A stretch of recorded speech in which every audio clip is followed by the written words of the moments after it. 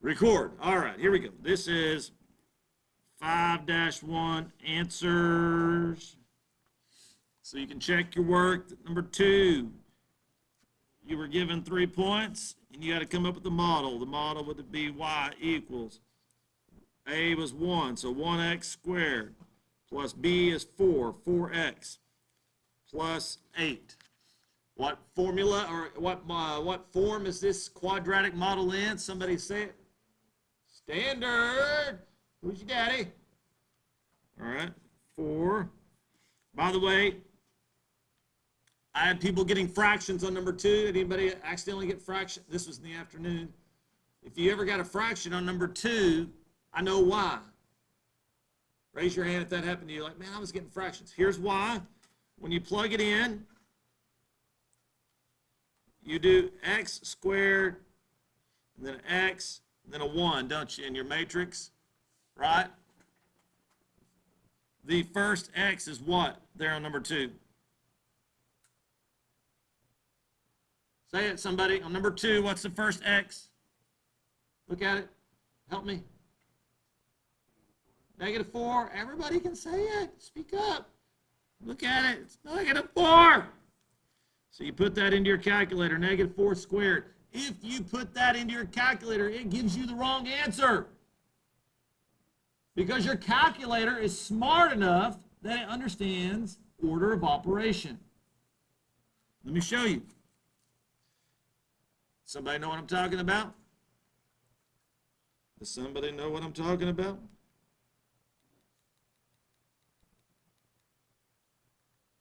Here we go. You're telling me my calculator, if I do -4 squared, it's smart enough to tell me the wrong answer? It understands the order of operations. You're saying, wait a minute, calculator, -4 squared is supposed to be a positive 16. Because any negative times a negative should be a positive, right? So why is my calculator giving me the wrong answer? It's because of this right here. Your calculator sees order of operation. You need to know this moving forward. Let me zoom in here a little bit. You need to know this moving forward. Your calculator, when you plug that in, this is what it sees. -1 times 4 times 4. That's what your calculator sees. Your calculator thinks if there's an exponent, the base of the exponent, because remember, the only thing that gets raised to an exponent is the base. It's thinking the base is what? 4 only. That's an old thing you've got to learn way back when you're in 7th grade. You got to remember, hey, if I want the negative sign to be raised to the width as a part of the base, I have to use parentheses. And if I use parentheses, then my calculator understands that this is not -1 times 4 squared. -1 times 4 squared. Then your calculator will understand you're trying to tell it -4 times -4. Big difference, right? Your calculator will do exponents. Your calculator will do exponents before multiplication. That's why it stays negative. Say if that makes any sense. Let's look at it. -4 squared. If I put the negative in the parentheses, then it'll actually get squared, and I get a positive 16. All right, so I only bring that up. That's a little math thing that you got to pay attention to with exponents and negative signs, because it did occur on number 2. All right, number 4. Here we go. 4y equals 2x squared minus 1. There was not a b. There was no value for b, so we didn't need a bx. Did anybody have that? Check your work. I want you guys, we'll go back and ask questions in a minute. If you don't got any of these, then you can ask me. 6 is y equals x squared minus 4x plus 7. Number 8, the vertex is 3, 0, and the axis is x equals 3. 10, it is quadratic function. The quadratic term is what? Anybody? Okay, never mind. Don't play along. Dang it, guys. You're supposed to answer things when I ask you questions. The quadratic term is x squared. Anybody want to help me with the linear term? No, you don't want to help? Okay, I'll tell you. It's 2x. All right, thank you. Keep playing. Does anybody want to help me with the constant? 8, thank you. We got one. Play along. -8, right? All right, that we got. That was actually out of our notes. We did that in our notes where we FOILed those two and got those terms. I don't know if you remember that. All right, number 12. 12 is a linear. Woo, Mr. Bush, I see quadratic terms. They canceled each other, didn't they? It's linear, and the linear term is a -25x. 14. It is a quadratic. Anybody tell me the quadratic term? Thank you, 3x squared. Can anybody tell me the linear term? Ooh, very good, -4x. And the constant is 8. 16. 16, there's nothing to do to it. It's already simplified. It is a quadratic function. The quadratic term is, anybody? Also 3x squared, very good. There is not a linear term, is there? There is a constant, and it is -12. 18, it's a linear.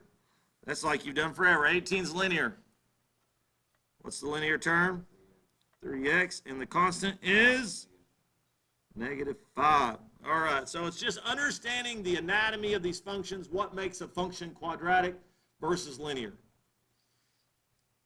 20, identify the points corresponding. This will kind of help us as we move forward. P, we'll start with P.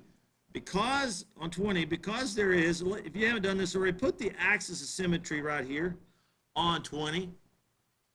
And that axis of symmetry helps you understand the anatomy of a parabola.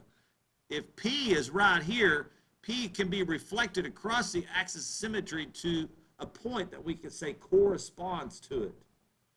So, identifying points corresponding to P, well, P is back 4, down 2. This one that corresponds across the axis would be back 2, down 2. So, the one that corresponds to P would be -2, -2. And then Q sets right over here. There's a point that corresponds or reflects across the axis of symmetry. So that would be what? Back 5, down 5, I think that is. Yeah. So the one that corresponds to Q is back 5, down 5. You get that, guys? You get these, what it means by corresponding? It's its mirror reflection across the axis. This will help us as we move forward because we'll have to understand parabolas, excuse me, the properties of parabolas a little bit more. And then lastly, this one right here, 2 ways of doing it. Turn your calculator on. I'm going to show you the second way. Obviously, good job. I saw Josh yesterday. I know some of y'all, the rest of y'all could do it by what we learned here, by putting them into a system of equations and using RREF. Here is the next method.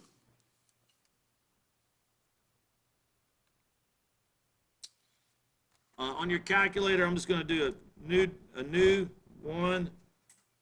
document.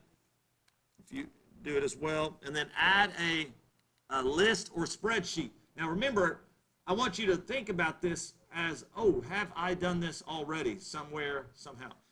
How this might relate to something we've already done.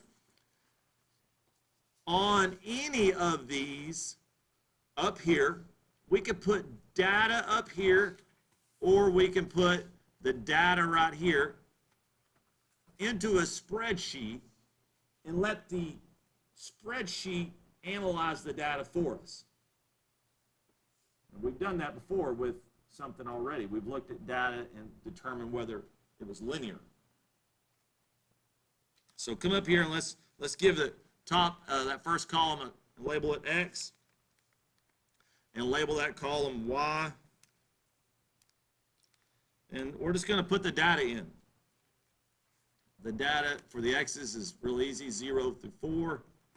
So 0, enter, 1, enter, 2, enter, 3, enter, and 4, enter. And then the data for the Y is right there.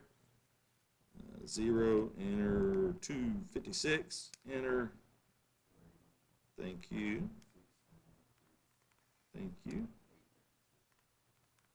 All right. So I have this data for an input and output. We see how they relate.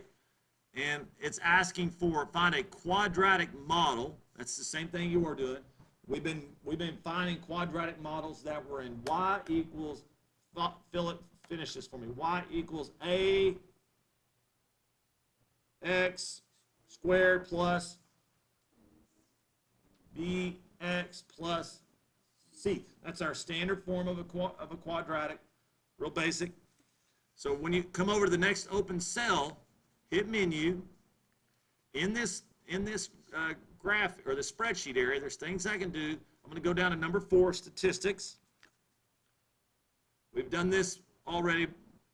This isn't the first time we've kind of gone through these windows. Go to 1, stat calcs, and we got these things that we can do to this data. You remember how before we have already used linear regression?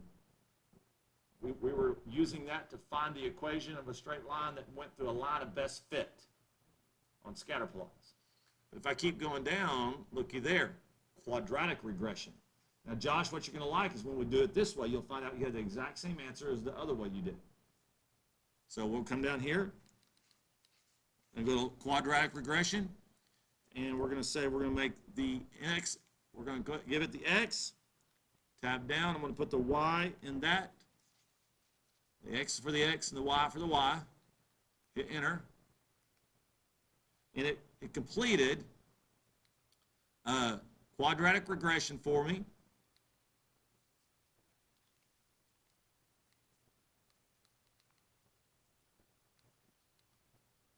And it told me that it put it in ax squared plus bx plus c form.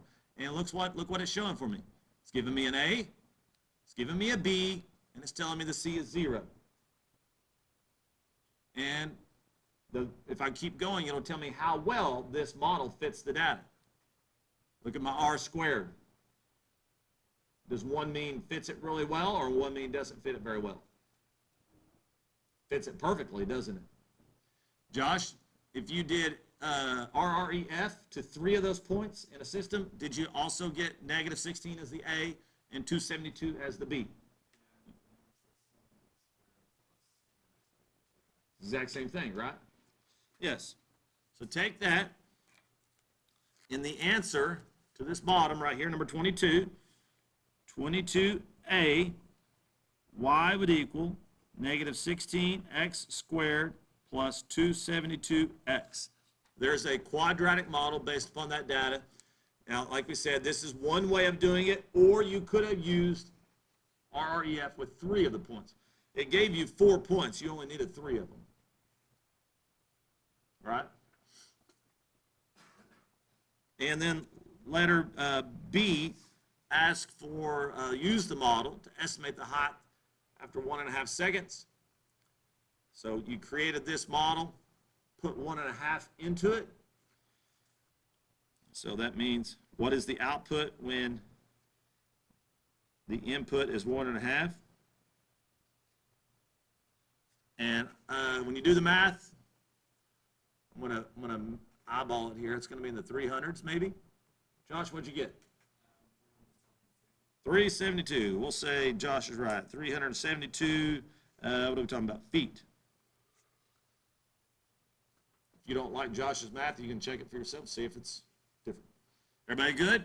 I'm going to stop the recording. So if you're traveling this week, or if you're not in class, or if you need to go back and watch these, this was the answers for these questions. These will be quiz and test questions, so make sure you know them.